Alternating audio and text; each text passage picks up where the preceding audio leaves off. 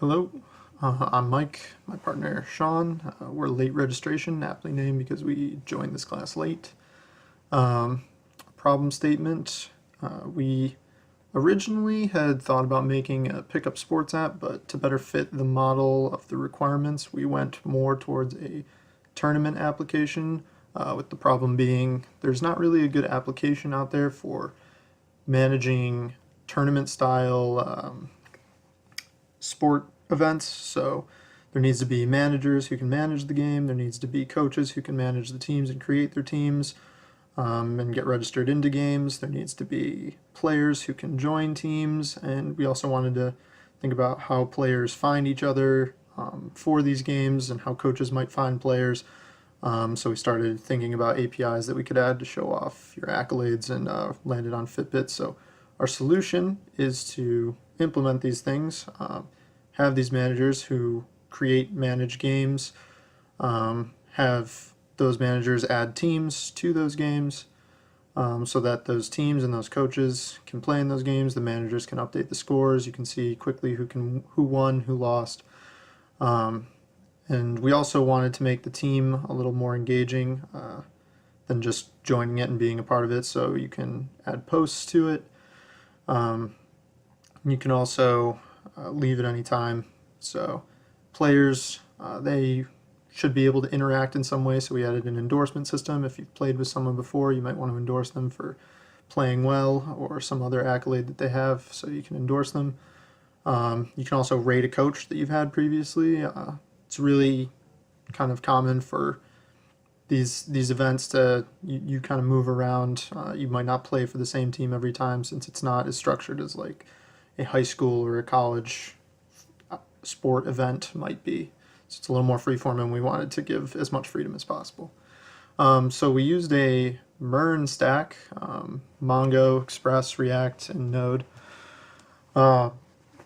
We landed on that because we had previous Express experience and React experience between the two of us in the group.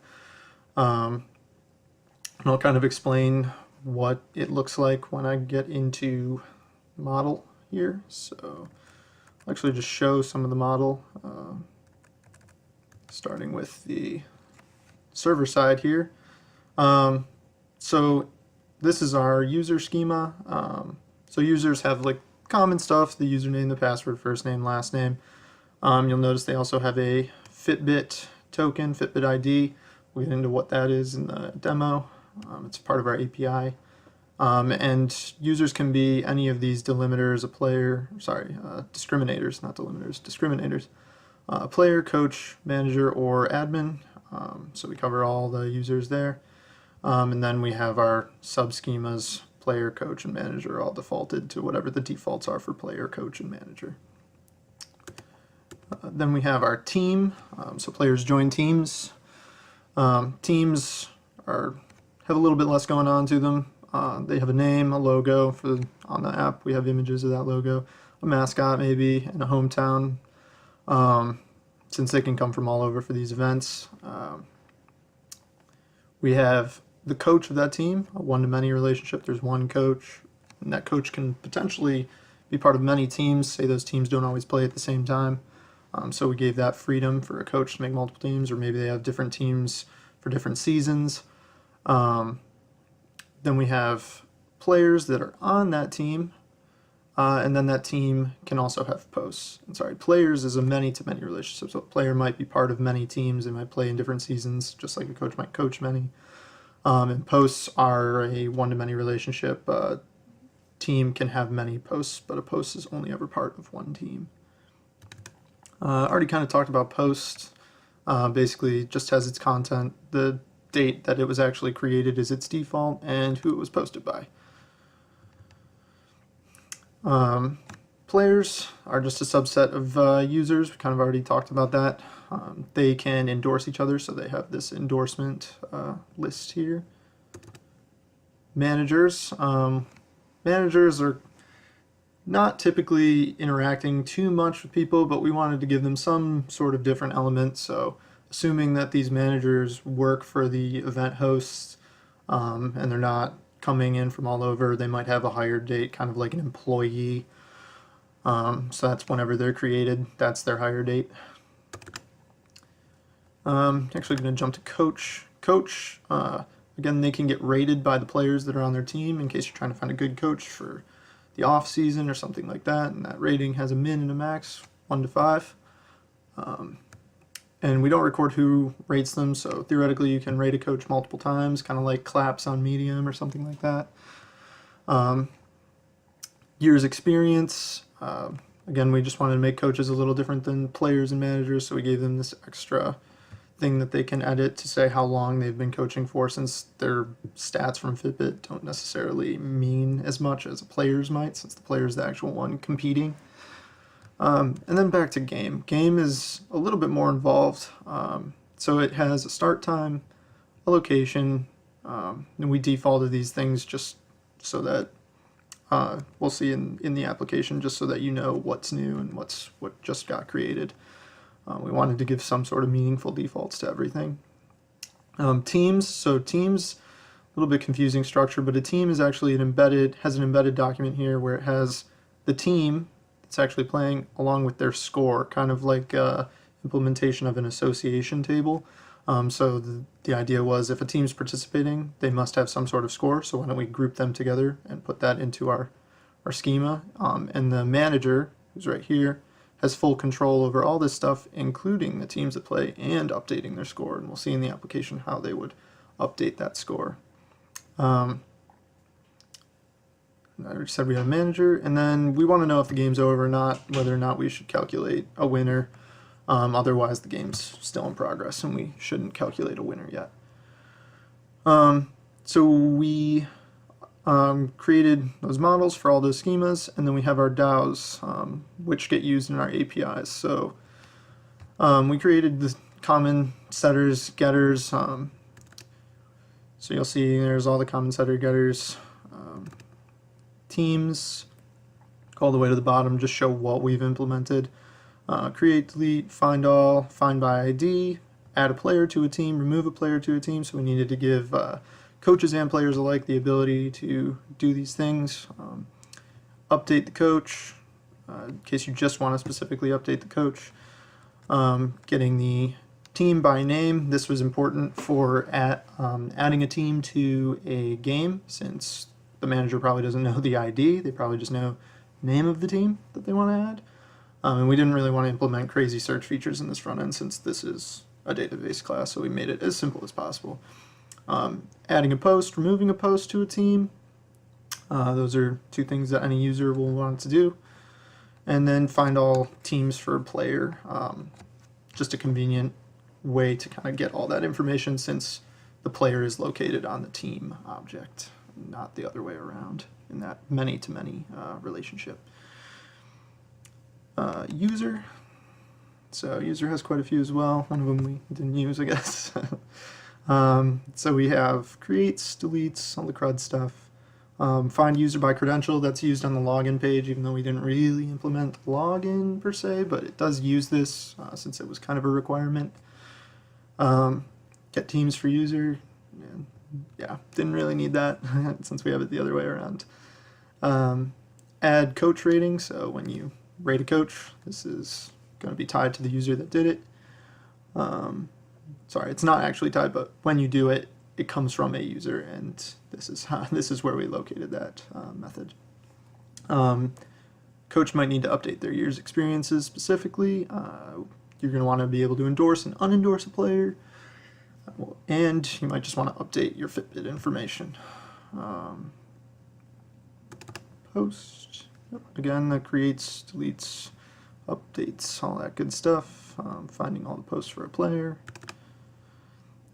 And then we have game, which you can create, update, delete, find all, implemented a find game by type.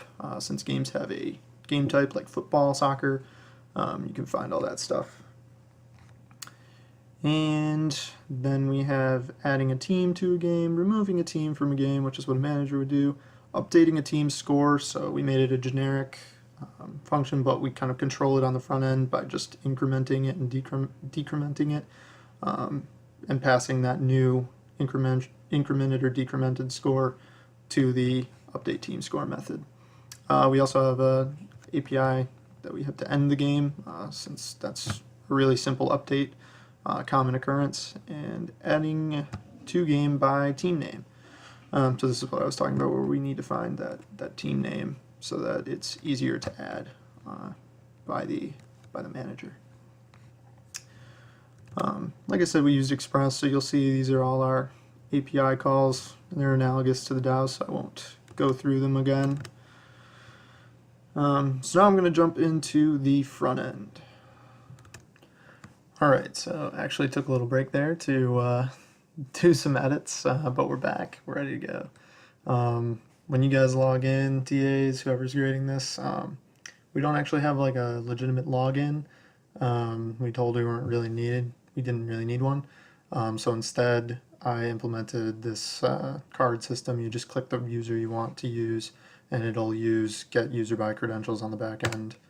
So it tells you what to do in the middle of the screen, and then it tells you who you're logged in as. You can make a whole new user to register them on the fly, and it'll automatically log you in as that user. But this is not to log in as any of the users above. These are the only users that you can actually log into more than once. So we're going to start with player. This is our first user object. Players can join teams, endorse other players. So we're going to see kind of what that looks like. So if we go, I've already made some dummy data, but if we go into users, and please remember Heroku takes a while to load on a couple first requests, so just bear with it while it gets up to speed. So we go to the users page, and it shows us section lists of all the data objects that are associated with users.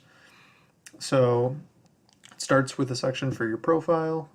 You can see the information about yourself, and you can see we have these nifty enter, edit mode, and delete, so we can delete ourselves. Notice how we can't delete anybody else, just ourselves again when we pop up in the players tab.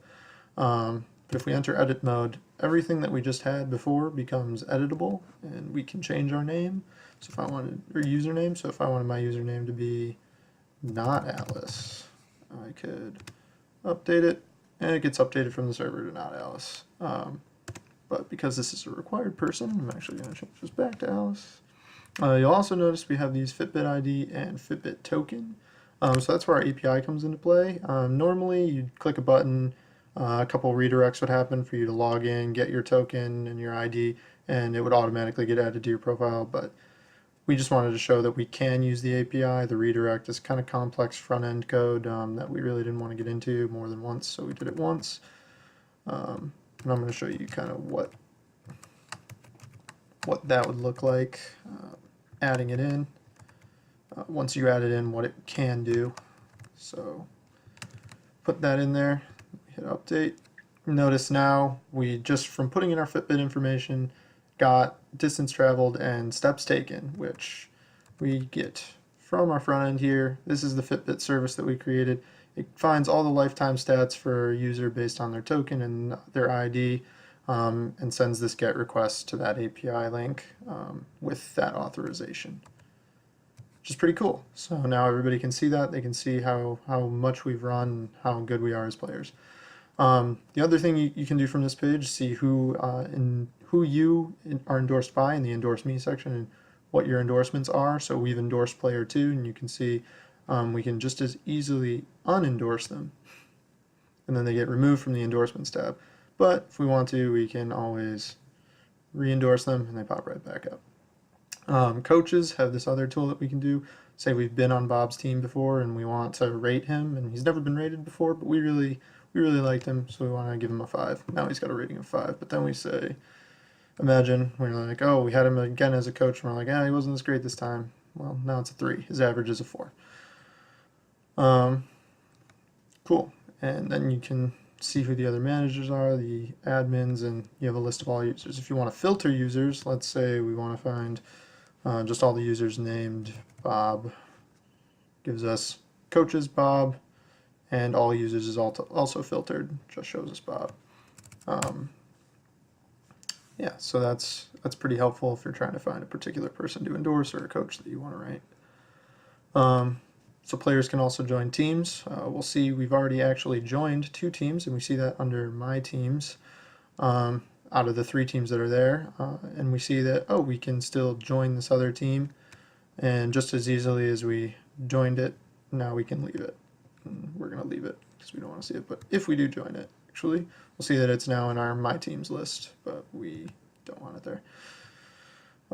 We also can see that we have the team information here now. So we've got the Grizzlies, their mascot's the bear, they're from Denver, and we're wondering, oh, who's on this team? And we know we're on it, but who's the other player? And we find it's a person named Other Player. And then someone also posted, oh, what's that? Oh, we have Alice, me, I actually posted it. It's my favorite squad. And I can see now I can delete that post if I wanted to. So I can delete it, it's no longer there. But let's say I want to make another one and say, oh, I didn't mean to do that. Fave squad post, it's right back, and we can hide that. Show the post for this one. This one's got a lot I've posted, but notice I can't delete player two's post saying they're a great team and Charlie, the manager, who said they had really good sportsmanship. So that's seeing what the teams look like from the player view. Now let's jump into Bob, the coach. So Bob's a coach. He has his teams. His My Teams now are the teams that he is actually the coach of, though. So now he can edit them, and just like before, editing, same deal. Let's see, we want to add an extra S for some crazy reason. So we update, and now we're the Raiders. But we're going to change that back. So now we can see, okay, that's what's going on. If we show the posts, we'll notice I can delete player two's post even though I'm not player two. That's because I'm the owner of this team and I get to moderate that stuff, which is convenient. I can also remove players from my team. So if I didn't want Alice Wonderland on my team anymore, I could say, you know what, Alice, get off my team. And now Alice isn't on my team anymore. And coaches can also post just like any other players. So that's the other thing that they can do. Now, also one other thing that is important, they can't endorse other players, only players can endorse players, but they can see their information in case they wanted to talk to them, find them, and get them on the team. They can figure out more information about them. And here you can edit your own information again, but you can't edit anybody else's. And now we'll go into managers. So now we're Charlie, logged in as Charlie, and we go to games. We see Charlie has some games already, both football type, and just like everything else, we can search on some of these fields. I think football might be the only one that Charlie has, but we'll notice down below there's also soccer, and I can't control this one because it's someone else's, but if we do soccer, yeah, start soccer, we see it filters and we only get the soccer ones. So we don't need to search right now, but we'll see, okay, we have a start time, we have a field, we have a manager, and this one has a winner, but this one doesn't. This one says game and still is in progress. So that's actually toggleable. If we enter this mode, we can put a game over. Once it's over, it's completely over forever, but you can still edit the score in case you made a mistake. So let's say the Grizzlies actually won 4-3. We would increase their score because we can edit it. Now the winner is the Grizzlies, but we'll turn it back. Coaches also have full control over who's on their team. And again, they can also edit. So if this is actually a soccer game now, we can update that. Now it's soccer. So now let's go over to this one. Let's say we want to add the Wolves in here, and we got like a crazy game going on. Can add that team. Now they're in there as well, and we can edit their score. But let's say, okay, no, this is a two-team sport. Football is just played by two teams. Let's get rid of them. We don't want them there anymore. Now they're gone. So now we have full control over that as well. We can see all games. We can see my games. And you also notice they can still post, but they can't join like players do, and can't edit like coaches can. So let's get into admin. Admin, just a really brief overview. They can do anything. They can delete, they can post, they can edit, they can remove players if they wanted to. They can adjust scores, they can set things to be game over, and they can delete all that stuff. And the other thing that they can do is they can create a new user on the fly. And you will see that when you go into the Players tab, it immediately makes a new player. So it's that new user, first, last player. So we can edit that person just like we would anything else, change them to a manager, update it. Now they're not in player anymore. Now that new user is in manager, we can delete them. Now they're gone. And anything that they were part of, any posts, any games, any posts they had are going to be gone. If a team's deleted, any of those posts are gone. There's no more players in there. Games, if they're deleted, the teams are no longer part of that. Coach or manager's deleted, their games are removed as well. I think I forgot to show new teams. So this is how a new team would get created. You just log in as a coach, you make a team, you immediately get added as the coach, and then you can go into edit mode. You can delete it just as easily. And if you go into a manager, you can create a new game and add whoever you want to it, and update any of the stuff here. It's kind of funny with start time, you have to be very specific because of the date formatting, but it's not the worst.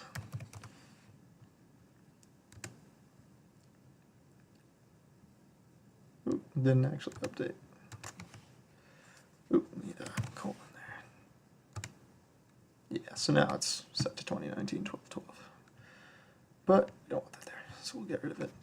So again, that's pretty much our project. If you want to make a new user, let's just do that really quick. Log it in, it's player. You'll see they're a new player, they can join teams, but we don't want that person there, so we delete. Cool. So yeah, thanks for watching our video. I hope you guys enjoy tabbing through our project. Let us know if you need any help getting through it. Thanks.